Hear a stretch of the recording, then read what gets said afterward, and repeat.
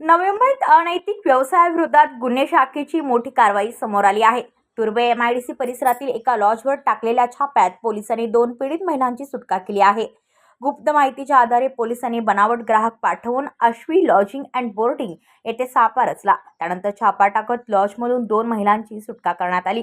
या प्रकरणात लॉजचा मालक सुशीलकुमार शर्मा आणि 2 वेटर यांना अटक करण्यात आली असून ते महिलांकडून वेश्या व्यवसाय करून घेत असल्याचे उघड झाले आहे। या तिघांविरोधात अनैतिक मानवी वाहतूक प्रतिबंधक कायद्यानुसार गुन्हा दाखल करण्यात आला आहे। पोलिसांनी आरोपींना अटक करून पुढील तपास सुरू केला आहे।